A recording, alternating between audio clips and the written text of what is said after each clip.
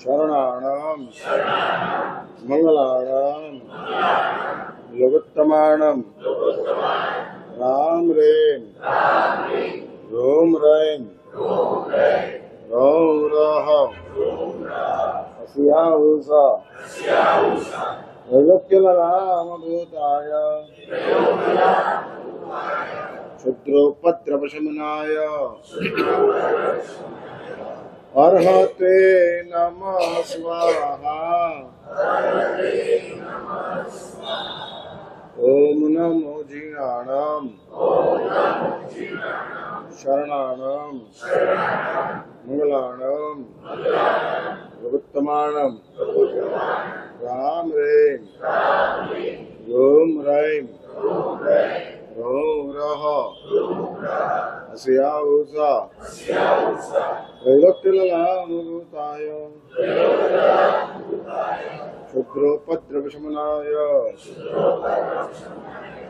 अर्हते नमः स्वाहा। ओम नमो जीर्णानां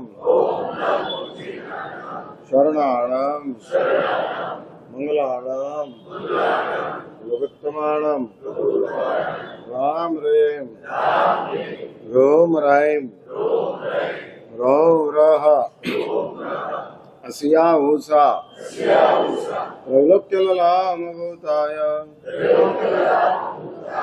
क्षुद्रोपद्रवशमनाय अर्हते नमः स्वाहा। मंगलम भगवान वीरो मंगलम गौतम प्रभो मंगलम स्थूलभद्राद्य जय नमः मंगलम। ગઈકાલે જ મેં એક નાનકડું દ્રષ્ટાંત વાંચ્યું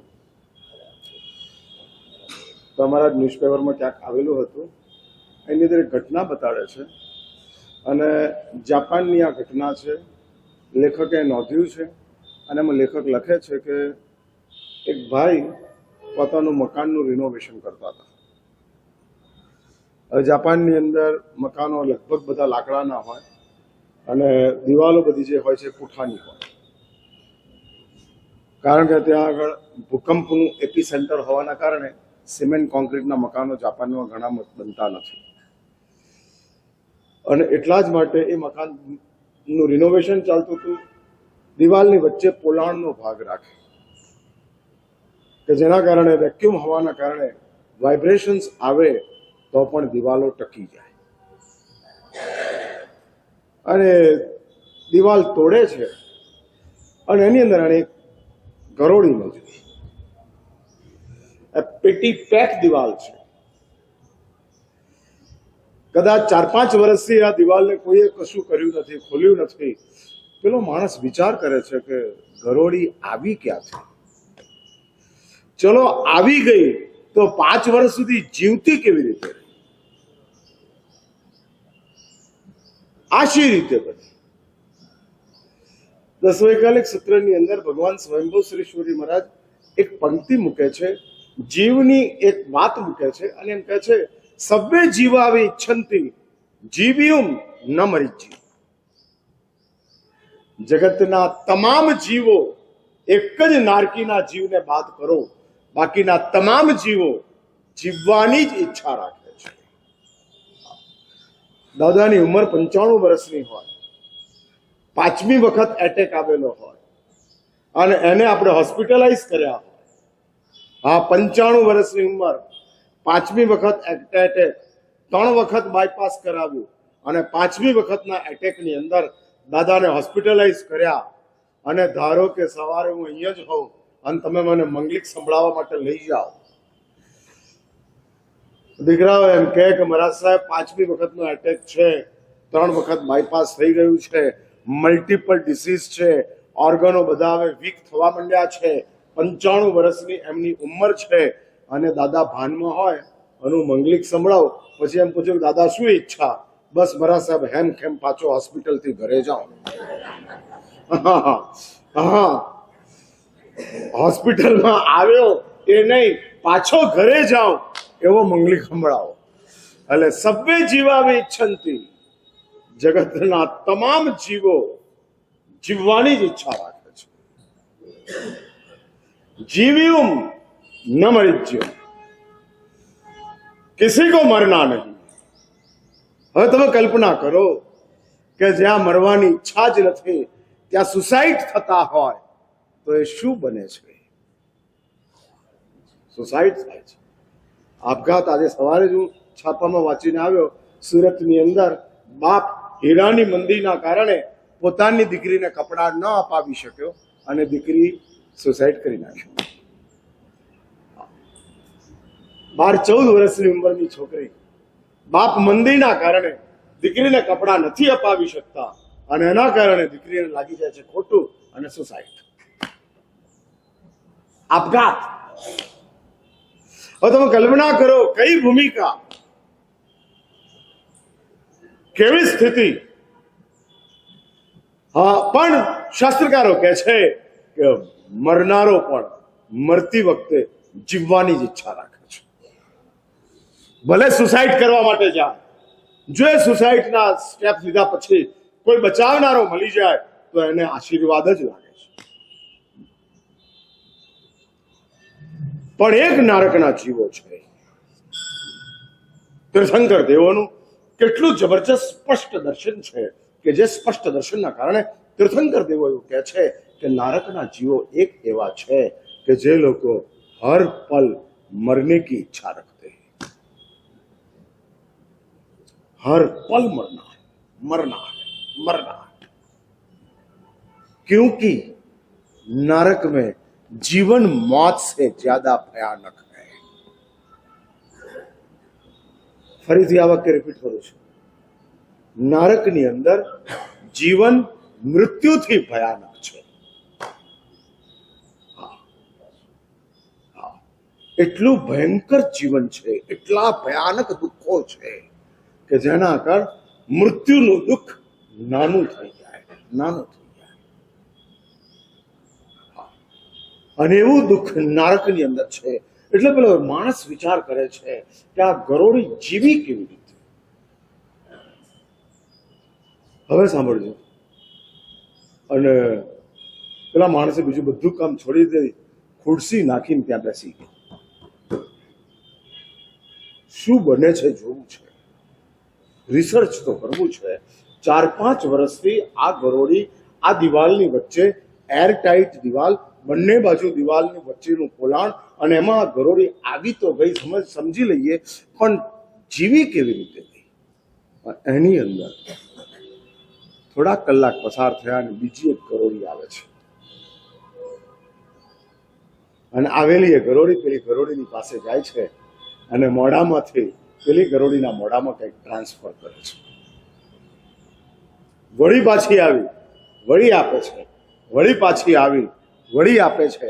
આવું 5-7 વાર કરી અને કામ પતે છે. ગરોળી પછી આવવાનું બંધ કરી દે છે. પેલા માણસને સમજાવ્યું નક્કી, અને માણસે જુએ છે કે આ ગરોળી 5 વર્ષથી અહીંયા કેમ. અને એમાં બન્યું હતું એવું કે જે દિવાલ બનતી હતી એમાં ખીલી ઠોકાયેલી હતી, એ ગરોળીની પૂંછડીની અંદર ખીલી ઠોકાઈ ગઈ અને એના કારણે પૂંછડીથી ગરોળી આગળ વધી શકતી નહોતી. પૂંછડી ગરોળીની અંદર, ખીલીની અંદર છે અને ગરોળી બહાર છે. 4-5 વર્ષ. અને આના દ્વારા એ માણસ સંશોધન કરી અને જગતને મેસેજ આપે છે કે જીવ મદદથી જીવે છે. ઉપનિષદો, વેદોની અંદર એક પંક્તિ આવે છે, જીવો જીવસ્ય જીવન. જીવ જીવનું જીવન છે.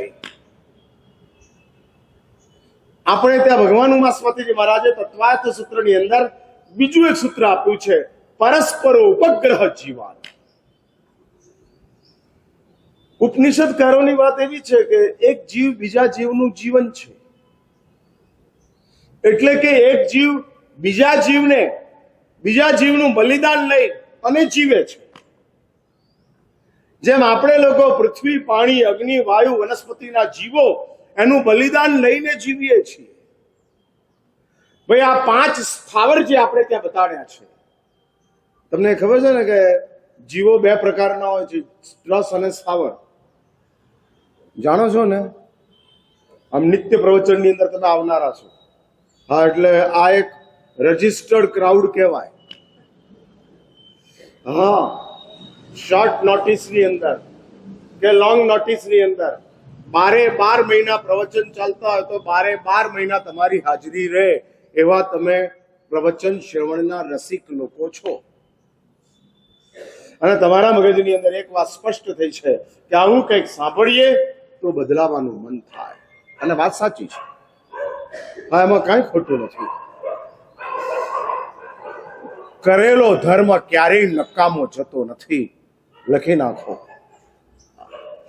અને કરેલું પાપ ક્યારેય ફોગટ થતું નથી. હા, એટલે પાપ પરિણામ આપ્યા વિના જતું જ નથી. એમ કરેલો ધર્મ ક્યારેય ખોટો થતો નથી, નકામો નથી, કામનો જ છે. ઈચ્છાથી કરો, અનિચ્છાથી કરો, જરૂરિયાત કરો, બિનજરૂરિયાત કરો, આદતથી કરો. ભલે અમે લોકો પછી તમને સમજાવવા માટેનો પ્રયત્ન જરૂર કરીએ કે ભાઈ આદતથી આ ધર્મ કરે છે એનું પરિણામ બહુ ઓછું આવે છે. હા, બહુ ઓછું આવે છે. એને બદલે તું જો અહોભાવથી આ ધર્મ કરતો જઈશ તો તારો બેડો પાર થઈ જશે, કામ થઈ જશે. હા, મજા આવી જશે. હા, અને એ પ્રસન્નતા, એ આનંદ તને કોઈક અર્થ ક્ષેત્રની અંદર લઈ જશે. મસ્તીથી તું જીવતો રહીશ, મસ્તીથી. તમને ખબર છે, અમારી પાસે તમારા કરતા સુખના સાધનો ઓછા છે, બરાબર ને? તમારી પાસે જે સુખ છે કે તમારી પાસે જે સુખના સાધનો છે એમાંના સુખના સાધનો અમારી પાસે ઓછા છે, બરાબર ને? હા, 12 મહિના મને આ શાસ્ત્રીનગરનો અપાસરો ગમી ગયો હોય તો મને રહેવા માટે મળતું નથી. હા, સમય જતાની સાથે નીકળવું પડે. તમને તમારું ઘર કોઈ કાઢતું નથી, એટલે સુખના સાધનો મારા કરતા તમારી પાસે વધારે છે. અને છતાં વિષમતા એ છે કે સુખ મારી પાસે વધારે છે, સાધન તમારી પાસે વધારે છે.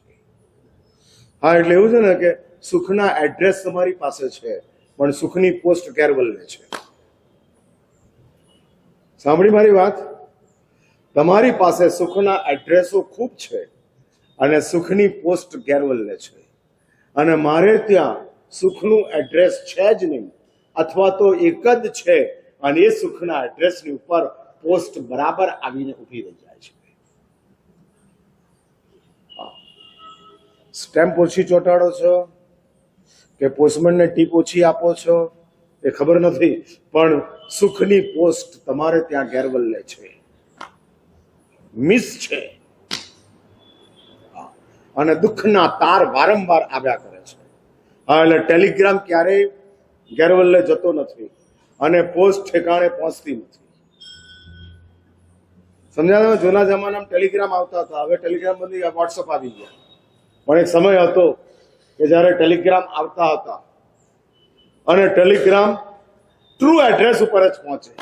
એટલે ટેલિગ્રામ ક્યારેય મિસ થતો નથી અને પોસ્ટ ક્યારેય સહી ઠેકાણે પહોંચતી નથી. સુખ અને દુઃખ, દુઃખના ટેલિગ્રામ તમારી ઉપર આવ્યા જ કરે છે, આવ્યા જ કરે છે. હા, અને સુખની પોસ્ટો ગેરવલ્લે જાય છે, મળતી જ નથી. હા, મળતી જ નથી. માટે જ કહું છું, સુખના સાધનો તમારી પાસે ખૂબ હોવા છતાં સુખ લેસ છે. અમારા જીવનની અંદર સુખના સાધનો નથી. હા, એટલા બધા નથી. અને છતાં હું તમને એમ यकीन के साथ कहता हूं कि मेरे पास आपसे ज्यादा सुख है. हाँ, 50 વર્ષથી આ મુનિ જીવનની અંદર અમે છીએ. હા, અને 50 વર્ષમાં ક્યારેય અમને આ મુનિ જીવન નકામું લાગ્યું નથી. લગ્ન જીવન 50 વર્ષમાં તમને કેટલી વાર નકામું લાગ્યું? ન કર્યું હોત તો સારું, એવો વિચાર લગ્ન કરેલા પછી આવે છે? હા, એટલે આવે છે ને? હા, કે ક્યારેક ક્યારેક આવે છે. હા, ના કર્યું હોત તો સારું, ના કર્યું હોત તો સારું. હવે ક્યારેક ક્યારેક આવે. ઇજ્જતદાર માણસ છે એટલે ક્યારેક ક્યારેક બોલે છે. બાકી જો સાચું બોલતા હોત તો એમ જ કહે કે ઘણી વાર આવે છે. હા, ઘણી વાર. અને આગળ વધીને એમ કહું તો વારંવાર. હા, વારંવાર આ વિચારો આવતા જાય છે, વારંવાર. એવું છે ને કે કોકને ધારો કે દીક્ષામાં ન ફાવે તો ઘરે જઈ શકે, પણ તમને લગ્નમાં ન ફાવે તો છૂટાછેડા લો, એમાં કઈ વળતું નથી. હા, કઈ વળતું નથી. એવી એક સ્થિતિ ઊભી થાય છે. માટે જ શાસ્ત્રો કહે છે કે આ સંસારની અંદર જે ભૂમિકા ચાલતી જાય છે એ ભૂમિકાને લઈ અને ઉપનિષદકાર એમ કહે છે કે જીવો જીવસ્ય જીવનમ. એક જીવ બીજા જીવનું જીવન છે. અને ત્રસ સ્થાવરના જીવો, જે હું વાત કરતો હતો, પૃથ્વી, પાણી, અગ્નિ, વાયુ, વનસ્પતિ, સ્થાવર છે. એક જ ઠેકાણે જન્મે છે, એ જ ઠેકાણે મૃત્યુ પામે છે.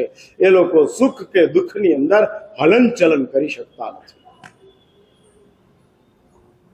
હા, ક્યાં અડાવડા જઈ શકતા નથી. આગ લાગે તોય ઝાડે બળવાનું છે, જગ્યા બદલવાની નથી. એટલે જ સ્થાવર.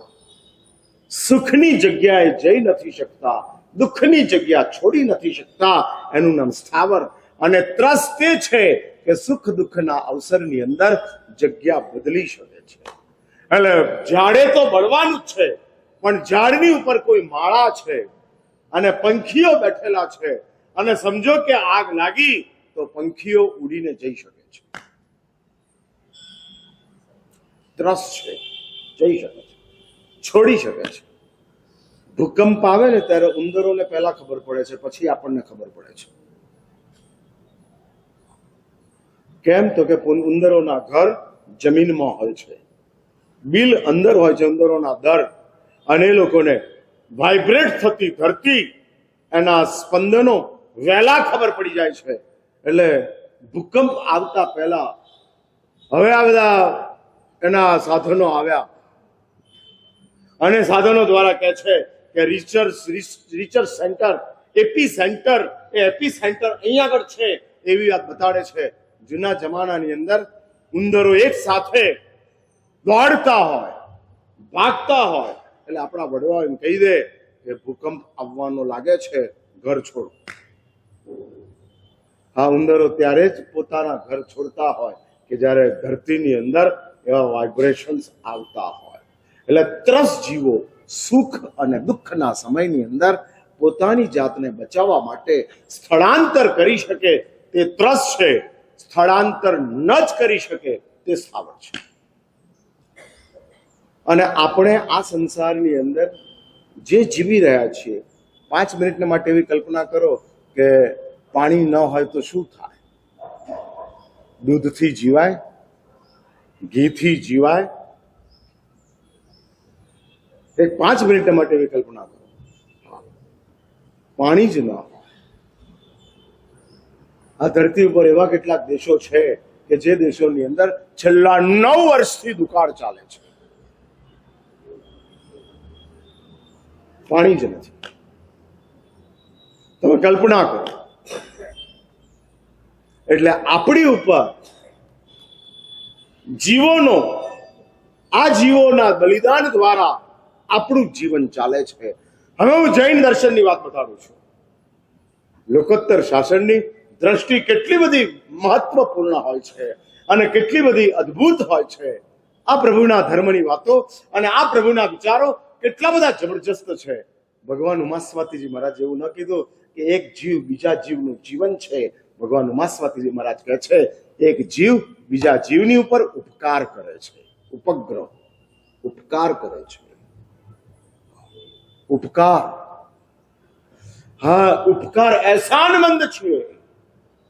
હા, એહસાનમંદ એટલે આપણે ત્યાં કીધું છે કે પ્રક્ષાલ માટે જે પાણી તમે લાવો એ પાણીના જીવોને પ્રાર્થના કરવાની છે વિનંતી કરવાની છે કે હે અપકાયના જીવો, મારે આ પ્રભુનું પ્રક્ષાલ કરવો છે, એમાં હું તમારો ઉપયોગ કરું છું. એની રજા લઈ અને પછી પાણીના જીવોના પાણી દ્વારા પ્રક્ષાલ કરવાનો છે. એ ઉપકાર કરી રહ્યા છે અને ઉપકાર આપણી ઉપર થઈ રહ્યો છે. કળશની અંદર રહેલું પાણી હું પ્રભુની ઉપર રેડીશ અને એ પાણી મારા જીવનમાં પુણ્ય બનીને આવી જશે. પણ આ પાણી જ ન હોત તો પુણ્ય ક્યાંથી મળત? પાણી જ ન હોત જીવન કેવી રીતે ચાલત? અને માટે જ આ ઘટના લખનાર અને આ ઘટનાની વાત કરનાર પેલો માણસ કહે છે કે આ સંસારની અંદર એકબીજા જીવો એકબીજાને સાથે મદદરૂપ થઈ અને આગળ વધતા જાય છે. એટલે ઇંગ્લિશમાં કહે છે હેલ્પ ઇઝ હોલી. મદદ એ પોતે જ પવિત્ર છે. હા, મદદ પોતે જ પવિત્ર છે. કોને મદદ કરો છો એ મહત્વનું નથી, મદદ પોતે જ પવિત્ર છે. હા, પોતે જ પવિત્ર છે. કોને પગે લાગો છો એ મહત્વનું નથી, પગે લાગવું એ પોતે જ મહત્વનું છે. હા, તમે તમારો અહંકાર તોડો છો ત્યારે જ પગે લાગી શકો છો. ઝૂકવાની તાકાત એટલે ઝૂકવું એ જ મહત્વનું છે. કોને ઝૂકો છો બે નંબરની વાત છે. હા, સામેની વ્યક્તિ જે ઝૂકને જ્યારે ઝૂકો છો એ જેટલું ઉપરનું તત્વ એટલો તમારો નમસ્કાર વધુ પાવરફુલ. હા, વધુ પાવરફુલ. ટ્રાફિક પોલીસને નમો એનો નમસ્કાર અને મને ઝૂકો એમાં મને ઝૂકવાની વાત. ઝૂકવાનું તમારું સમાન છે પણ પરિણામ તમારું અલગ છે. કારણ સામે જેને ઝૂકો છો એ વ્યક્તિ અલગ છે.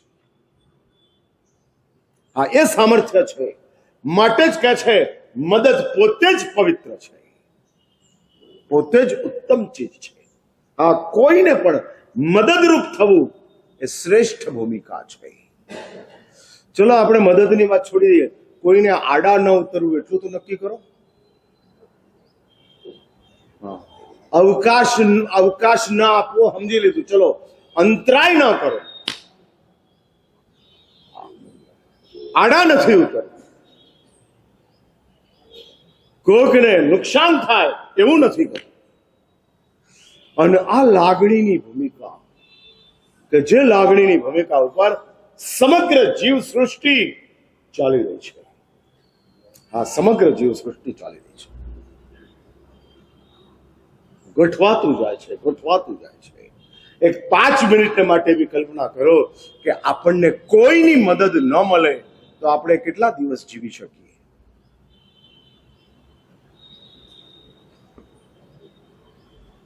જો સૌથી ઓછી મદદ લઈ અને જીવવાનું કામ મહાત્માઓનું છે.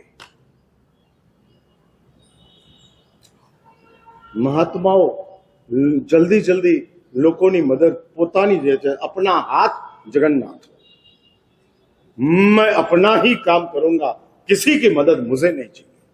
અને એવી એક આત્મસન્માનથી આત્મગૌરવની સાથે મહાત્માઓ જીવતા જાય છે.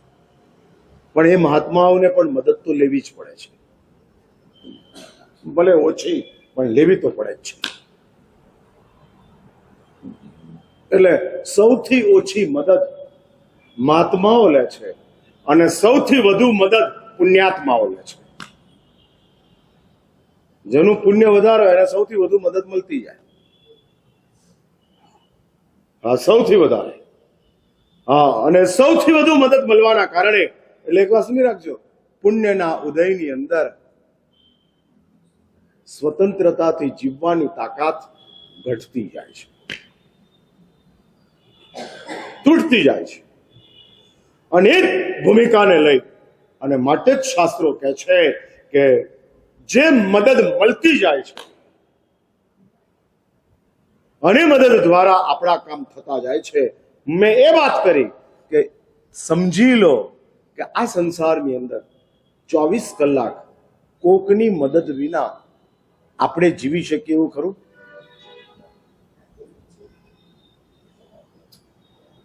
એટલું નક્કી કરું છું, બારવાળાની મદદ ન લેવી 24 કલાક. એટલે દૂધ જાતે લેવા જવાનું, પાણી જાતે ભરવા જવાનું, છાબુ જોઈતો તો જાતે લેવા જવાનું, બધું જ. બારવાળાની મદદ વિના પણ જીવી શકાય તેવું નથી. ઘરવાળાની મદદ વિના સુતરામ જીવાય તેવું નથી. અને આ મદદની ભૂમિકાને એસ્ટાબ્લિશ કરવા માટે જ, આગળ વધારવા માટે જ શાસ્ત્રોએ મદદરૂપ થવું એ પુણ્યનું કારણ છે એવું શાસ્ત્ર બતાવે છે. તમે કોકને મદદ કરશો તો આવતીકાલે કોકની મદદ તમને મળી રહેશે. હું મદદની જ વાત કરું છું, ઉપકારની નહીં. ઉપકાર તો બહુ ઉપરની વાત છે. રિટર્નની અપેક્ષા વિના જે તમે કરો છો તે ઉપકાર છે. રિટર્ન મળે એવી ભાવના સાથે જે કરો છો એ મદદ છે, અથવા તો એ સ્વાર્થ છે. કશુંક મળે એટલા માટે આપણે મદદ કરતા જઈએ, સ્વાર્થ છે. અથવા તો આપણી સજ્જનતાના કારણે કોકને આપણે મદદરૂપ થતા જઈએ, એ આપણી પોતાની મદદ છે. અને ઉપકારની ભૂમિકા બહુ ઉપરની ભૂમિકા છે, બહુ ઉપરની ભૂમિકા. પરમાત્મા મહાવીર ઇન્દ્રમૂર્તિ ગૌતમને ગોશાલકની પાસે મોકલે છે. પ્રભુની મદદ નથી, પ્રભુનો ઉપકાર છે.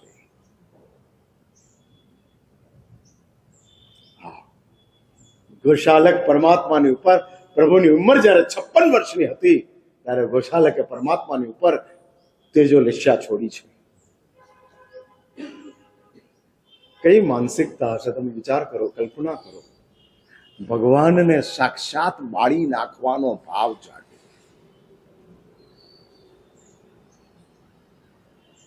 તમને ખબર છે, સંગમે ભગવાનને કાલચક્ર છોડ્યું મારી નાખવાના ભાવથી નહીં, ચલિત કરવાના ભાવથી. મહાવીરને ચલિત કરવા છે, કારણ કે ઇન્દ્રની સાથે સંગમની ચેલેન્જ થઈ છે. અને એમાં ઇન્દ્રએ કીધું છે કે આ મહાવીરને કોઈ ચલિત કરી શકે તેમ નથી. મેરુ ચલિત થાય, મહાવીર ચલિત ન થાય. ગમે એવી આપત્તિ આવી જાય, ગમે એવા ઉપસર્ગો આવી જાય, મહાવીર ચલિત થાય તેમ નથી. એવું અજોડ સત્વ પરમાત્મા મહાવીરની પાસે છે. અને આ ઇન્દ્ર દ્વારા દેવલોકની અંદર પરમાત્મા મહાવીરની થયેલી આ પ્રશંસા, એ પ્રશંસાને લઈ અને ઇન્દ્ર સંગમને આવે છે આવેશ, જાગે છે ઈર્ષ્યા. દેવલોકની અંદર રહી અને મર્ત્યલોકના એક માણસની ઇન્દ્ર આવી પ્રશંસા કરે છે, ખોટે ખોટી. સંગમ તમે જાણો છો અભવી છે, એટલે ભગવાનની શું તાકાત હોય એ સંગમને ખબર ના હોય. હા, ખબર ના હોય. ઝુંપડપટ્ટીમાં જીવનારાને મુકેશ અંબાણીનું મકાન કેટલું મોટું છે એની કલ્પના જ ના હોય, કારણ કે ઝુંપડપટ્ટીમાં રહે છે. હા, ફૂટપાથ ઉપર સૂવે છે, એને શું ખબર પડે? એમ એવી ગરીબીમાં છે અભવી તરીકેનો સંગમ, એવી ગરીબીમાં છે કે જેના કારણે મહાવીર કોણ છે એની સંગમને કોઈ પત્તો જ નથી. એવી કંગાળ હાલતમાં છે. અને માટે મહાવીરની પ્રશંસા સંગમથી જીરવાતી નથી. હા, નથી જીરવાતી. અને એમાં સંગમ ઇન્દ્રની સામે આવી જાય છે. બતાડી દઉં, મારી એક શરત છે. સંગમ કહે છે, હું મહાવીરને ચલાયમાન કરવા માટે જઈ રહ્યો છું, તમારે વચ્ચે નહીં આવવાનું. અને ઇન્દ્રએ કબૂલે કર્યું. કદાચ તે વખતે ઇન્દ્રને સંગમની આવી અધમતાનો ખ્યાલ નહીં હોય કે આ ક્યાં સુધી પહોંચશે, શું કરશે, ખબર નહીં હોય. અને એની અંદર સંગમ મહાવીરને ચલિત કરવા માટે આવે છે. અને ચલિત કરવા માટે સંગમ છેલ્લે કાલચક્ર છોડે છે. અને છોડેલું કાલચક્ર શા માટે છોડેલું, ફરિયાદ કરજો. મહાવીરને મારી નાખવા માટે નહીં, માત્ર મહાવીરને ચલાયમાન કરવા માટે. મહાવીરના મોઢામાંથી ચીસ નીકળી જાય, ઓ બાપ થઈ જાય એટલા માટે આ સંગમનો પ્રયત્ન હતો. પણ ગોશાલકે તો મહાવીરને સળગાવી નાખવા માટે તેજોલિશા છોડે છે. સળગાવી નાખવા કઈ માનસિકતા હશે? ભગવાનની પ્રતિમાને નખ લાગી જાય તોય આપણને પશ્ચાતાપ જાગૃત થાય છે. પ્રાયશ્ચિત લેવા માટે આપણે દોડીએ છીએ. અજાણતા પણ પરમાત્માની થયેલી આશાતના આપણને દુખી દુખી કરી નાખે છે. દુખી દુખી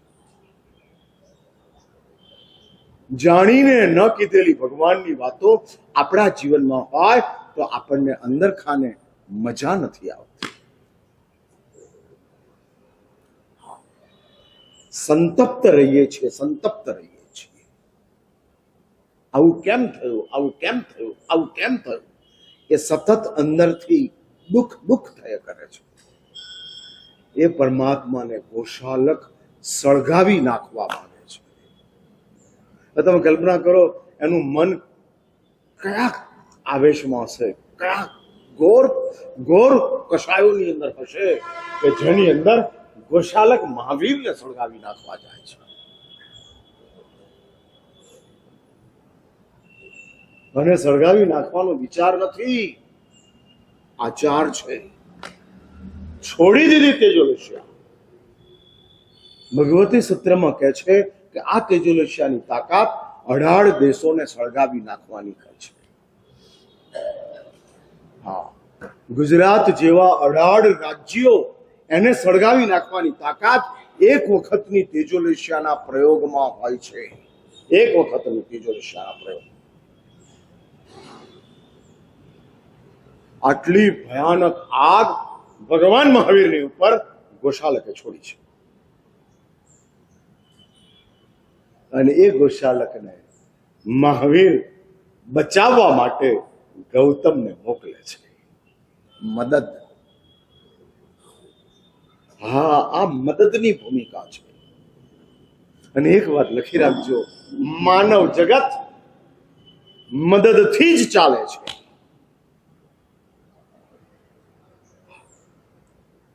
કોઈની પણ મદદ ન હોય તો આપણાથી જીવાય તેમ નથી. પશુઓને બીજાની મદદ જરૂર નથી.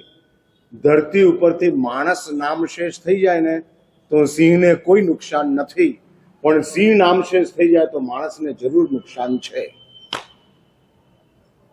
આખી ધરતી પર એક પણ સિંહ ન હોય તો માણસને નુકસાન છે. અને માટે પર્યાવરણ શાસ્ત્રીઓ સિંહને બચાવવા માટે, વાઘને બચાવવા માટે, હાથીને બચાવવા માટે સતત પ્રયત્ન ચાલે છે. એવી કઈક એનજીઓ ચાલે છે કે આવા બધા પ્રાણીઓને બચાવી રાખો તો માનવ જગતનું અસ્તિત્વ ટકશે, નહીં તો માનવ જગતનું અસ્તિત્વ ખતમ થઈ જશે. હા, નહીં ટકી શકે. એવા કઈક જીવો છે પશુઓની દુનિયાના કે જે આજે આપણી વચ્ચે નથી. એટલા અંશની અંદર આપણી પાસે જે સામર્થ્ય હોવું જોઈએ તે તૂટતું ગયું છે. હા, આકાશમાં ચકલીઓ દેખાતી હતી, હવે નથી દેખાતી. નામશેષ થવા માંડ્યા. અને આ મદદ માટે જ શાસ્ત્રોએ પાયાની ભૂમિકાની અંદર કીધું છે કે જો આપણી પાસે સામર્થ્ય હોય અને આપણા જીવનની અંદર જો કાંક આપણે મેળવવા માંગતા હોઈએ, માનવ જગતની અંદર એક જ વાત છે, લઈને મેળવો, ના આપીને મેળવો. લઈને નહીં, આપીને. ગઈકાલે બેસતો મહિનો હતો, આજે બેસતો મહિનો છે. હા, ગઈકાલે ફાગણ સુદ એકમ હતી, આજે પહેલી માર્ચ છે. હા, એટલે આ બિઝનેસ મંથ તમારો છેલ્લો, વ્યાપારનું વર્ષનો છેલ્લો મહિનો. હા, આઈટી ની અંદર બધા જ ચોપડાઓ તમારે મૂકી દેવાના.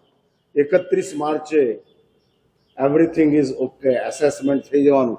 એટલે આજે બેસતો મહિનો, ગઈકાલે શાસ્ત્રીનગરમાં 2 મહિના થઈ ગયા.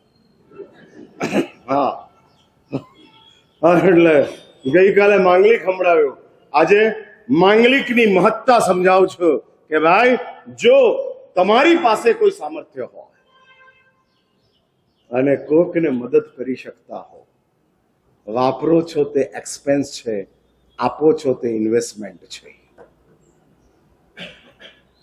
फिर से वाक्य रिपीट कर रहा हूं, जो यूज कर रहे हो वो एक्सपेंस है, आ गया वापर लिया पूरा हो गया, और जो मदद कर रहे हो वो इन्वेस्टमेंट है, वापस मिलेगा। एक्सपेंस ने इन्वेस्टमेंट में तो समझो છો ને?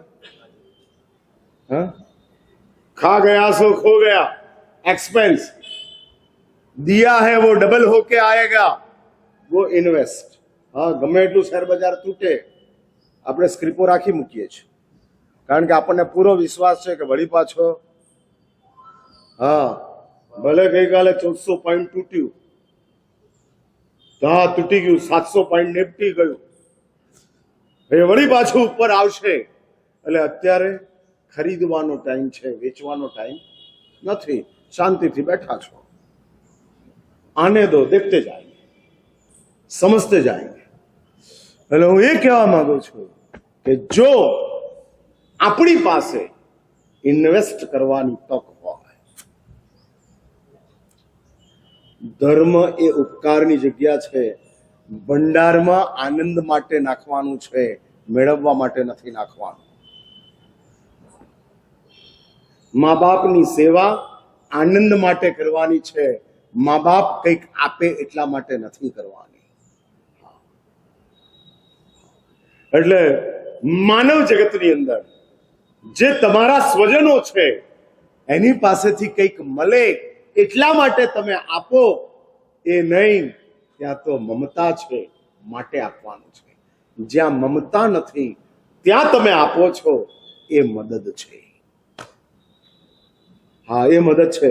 એટલે દીકરાને ભણાવો ને એ તો ફરજ છે, કોકને ભણાવો એ મદદ છે। હા, કોકને ભણાવતા જાઓ અને એ દ્વારા આપણે મદદરૂપ થતા જઈએ। ફરીથી એક વાત યાદ રાખજો, મદદ એ મોટામાં મોટી બેંક છે, તમે ઇન્વેસ્ટ કરતા જાઓ, રિટર્ન મળતું જશે।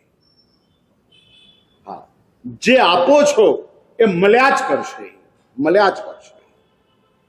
અને એવા અનેક દ્રષ્ટાંતો શાસ્ત્રોની અંદર મુકાયા છે। હા, મુકાયા છે। ખિસ્સું કપાય છે, આપેલું ક્યારેય ખોટું થતું નથી। હા, તમે જે આપ્યું છે એ ક્યારેય ખોટું થતું નથી। એવી અનેક બાબતો મળતી જાય છે। મહર્ષિ કર્વે બહુ મોટા પત્રકાર થઈ ગયા, એની 100 વર્ષની ઉંમર થઈ, અને થયેલી 100 વર્ષની ઉંમરની અંદર કોઈ પત્રકાર એને સવાલ કર્યો કે સર आप 100 साल के कैसे हो गए? 60 साल में 70 साल में लोग चले जाते हैं, आपकी उम्र 100 साल की कैसे हुई? और आप स्वस्थ हो, तंदुरुस्त हो, हर हिर फिर सकते हो, सब कुछ आप अपना काम अपने आप कर रहे हो, 100 साल की उम्र में इतना तंदुरुस्त स्वास्थ्य, उसका कोई रीजन? आप कोई शरीर को अच्छी तरह से संभालते थे, खाने पीने में कोई पाबंदी रखी थी, डाइटिंग चल रहा था, क्या है, एक्सरसाइज करते थे? અને ત્યારે કર્વે કહે છે no exercise, no dieting, everything is normal, सब कुछ मैं जो पसंद था वो खाता था, जो घूमना था वो घूम रहा था, जो कुछ करना है वो सब कर रहा हूं। तो सर 100 साल की उम्र आपकी कैसे हुई? અને ત્યારે પેલો કર્વે કહે છે કે दोस्त, इसके लिए आज से 60 साल पहला जाना पड़ेगा, जब मेरी उम्र 40 साल की थी और मेरे घर में एक घटना हुई। मैं दादर में बम्बई में रहता था और मेरे वहां एक घाटन गरीब स्त्री मेरे वहां नौकरी कर रही थी, कचरा पोता निकाल रही थी, बर्तन मांजती थी, सब काम कर रही थी, घर का सब काम संभाल रही थी, और वो मेरी आई के जितनी थी, मेरी मम्मी के जितनी थी। और बात ऐसी हुई, रात को 10 बजे का समय, ठंड का समय, और एकाएक मेरे दरवाजे के ऊपर खटखटाया, सर दरवाजा खोलो, सर दरवाजा खोलो। मैंने दरवाजा खोला, मेरे वहां काम करने वाली औरत खड़ी थी, रो रही थी। घर में आई, मेरा पैर पकड़ लिया, मेरी आई के जितनी उम्र वाली 70 साल की उम्र उसकी होगी, और रो रही थी। मैंने कहा क्या बात क्या है? तो कह सर मुझे 200 रुपये की जरूरत है, मेरा बेटा का एक्सीडेंट हुआ, ब्लड चढ़ाना है, और डॉक्टर कहते हैं कि 200 रुपया जमा कराओ, बाद में सब ट्रीटमेंट शुरू होगी, 200 रुपया चाहिए।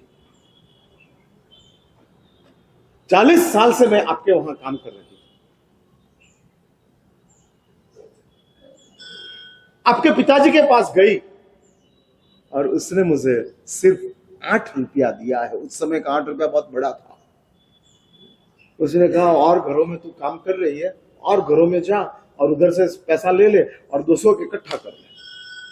अभी सर मैं कहां जाऊं, रात का 10 बजे का समय है, और बेटे की उम्र, बेटे की जख्म इतना भयंकर है, एक्सीडेंट इतना कातिल है कि यदि आधे घंटे में ट्रीटमेंट शुरू नहीं हुई तो मेरा इकलौता बेटा ये संसार छोड़ के चला जाए। सर कुछ भी करो। અને ત્યારે કરવું એમ કે છે કે ગમે તે હોય મારું મન ચાલ્યું ન રહ્યું। અને મેં કબાટ તિજોરીનું ખોલ્યું અને 200 રૂપિયા કાઢ્યા, 200 રૂપિયા પેલી બાઈના હાથમાં મૂકી દીધા। અને તે વખતે બાઈ નોકરાણી મટી જઈ, એના હૃદયમાં માતૃત્વ જાગૃત થાય છે। અને જાગૃત થયેલા માતૃત્વની અંદર ए बाई एम कहे कि बेटा 100 साल का होना। और ये आशीष आज मुझे 100 साल की उम्र में निरोगी बनाकर रखता है। उस समय वो नौकरानी नहीं थी, मेरी मां थी, और मां बनकर उसने आशीष दिया कि जिस आशीष की वजह से मैं आज 100 साल का हो रहा हूं, उनका आशीष आज भी मुझे याद है। बात पूरी करूं छू। जो अपना जीवननी अंदर मददनी भूमिका आवती जाए, जेमां तमारुं कशुं ज ओछुं थतुं नथी અને સામેવાળાને બધું જ મળે છે, બધું જ મળે છે। એટલું નક્કી કરો છે છાપાની પસ્તીના જે પૈસા આવે એના સત્કર્મ કરી નાખવા, જૂના વાસણ ને જૂના કપડાઓ જે કોઈ તમે વેચો એમાંથી જે આવે એ સન્માર્ગે વાપરી નાખવું। જૂની કોઈ વસ્તુ વેચવી નહીં। હાથ જોડવા છે, બધી બહુ તકલીફ છે। લાખો રૂપિયાના ખર્ચા થઈ જાય, પણ આ વસ્તુઓની અંદરથી મળતી સંપત્તિ અને પેલો પસ્તીવાળો કે ભંગારવાળો એની સાથે આપણે ભાવ કરવા માટે બેસીએ। મને બહુ શરમ આવે આવું બધું જોઉં ત્યારે। અરે ભાઈ 50 તોલાના ઘરેણા પડ્યા છે, 50 રૂપિયા માટે રડો છો? મદદ કરવાની ભૂમિકા આપણી સમાપ્ત થાય છે। પરમાત્માનું શાસન એક જ વાત કરે છે કે જો માણસ તરીકેનું જીવન મળ્યું છે તો મદદ કરતો જા, અને મદદ દ્વારા તારા ભવિષ્યને સલામત કરતો જા। આ ભવનું ભવિષ્ય, પરલોકનું ભવિષ્ય એક મદદથી સલામત થઈ શકે છે। અને આવી મદદ કરવાની પરાર્થની વૃત્તિ શાસ્ત્રો કહે છે કે રોડ ઉપર પણ ભગવાનની પૂજા થઈ શકે છે। મંદિરમાં પૂજા કરવી તે ધર્મ છે, રોડ ઉપર પૂજા કરવી તે પરમાત્માનો ઉપદેશ છે। આ પ્રતિમાની પૂજા કરવી કે ઉપદેશની પૂજા કરવી, અને જો ઉપદેશની પૂજા આપણી પાસે આવે તો જ પ્રતિમાની પૂજા આપણને કામ લાગે તેવી છે। માટે જ તમારા સૌના જીવનની અંદર આવી મદદનો ભાવ જાગૃત થાય અને વધુને વધુ મદદરૂપ થતા જાઓ। ન થઈ શકો તો મેં પહેલા કીધું તેમ અવરોધ કરવાનું, અંતરાય કરવાનું બંધ કરી અને તમારા માનવ જીવનને સાર્થક બનાવો, એવી પ્રાર્થના સાથે મારી વાતોને પ્રાર્થના છે।